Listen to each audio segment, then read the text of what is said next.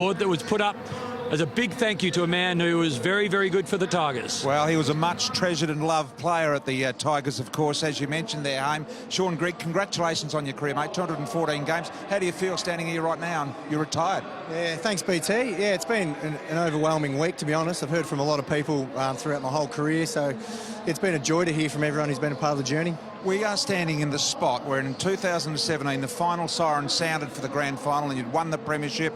Dustin Martin came from that way, Jack Riewoldt came from this way.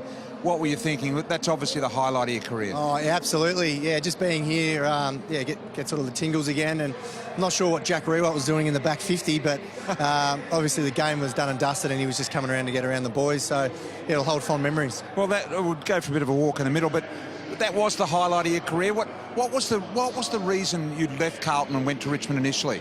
Yeah, through a number of reasons. I didn't play the way I wanted through form, my own form, through injury as well. And at the end of 2010, I had a meeting with Dimmer, and he wanted to give me the opportunity and back me in. So, yeah, looking back, it was a pretty life-changing decision. I was only 22 at the time, and I'm forever thankful I did.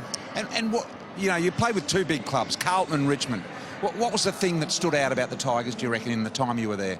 Oh, the supporters, to be honest. Running out from here, or when the siren goes, or when you kick a goal down to the punt road end, there's always heaps of them, and we always outdo the opposition supporters. So probably the Tiger roar. And we're just moving into the centre circle here now, Griggy. Now you're 6'2". I'm 6'2.5", so I've just got you covered.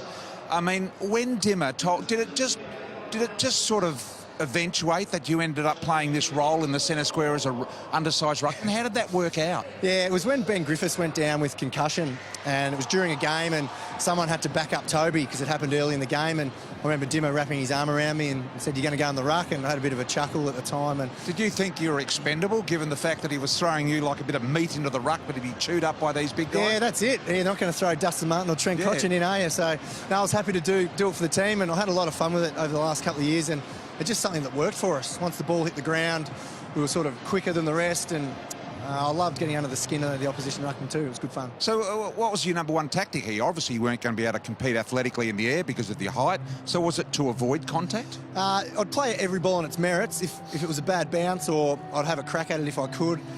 If not, it was just giving the ruckman something to think about, whether I was faking to jump or if I was going to jump late, changing the angles.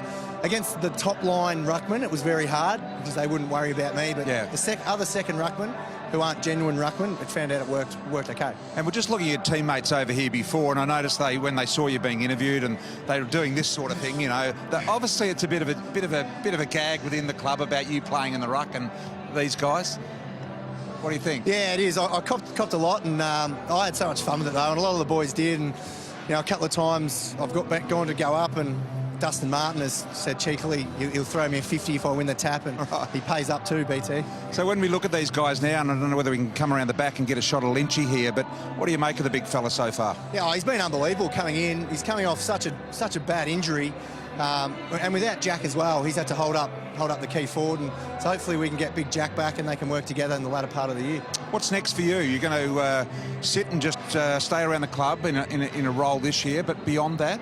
Yeah, I'm not 100% sure. I'm looking forward to the next stage of helping the boys with a bit of coaching and maybe a bit of off-field stuff. We've got some good operators in Neil Baum and the chief, Brendan Gale, so I'm going to dabble in both areas and see what happens. Are you fearful? You've had this career in professional football where everything has been looked after. Your shorts have been there, and your socks and your boots have been polished, and there's not a thing you'll want for as a footballer. It's the red carpet everywhere you go. Are you fearful of what's outside that?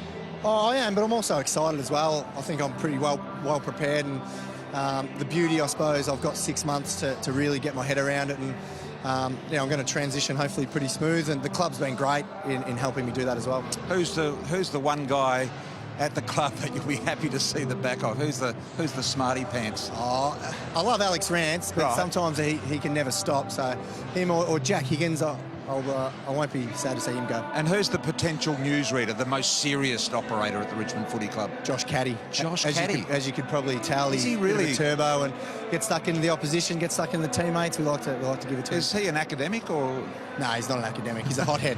He's a hothead. Well, mate, 214 games over 13 years at this top level is an absolutely fantastic achievement. Well done to you. Congratulations. Throw in the premiership with that.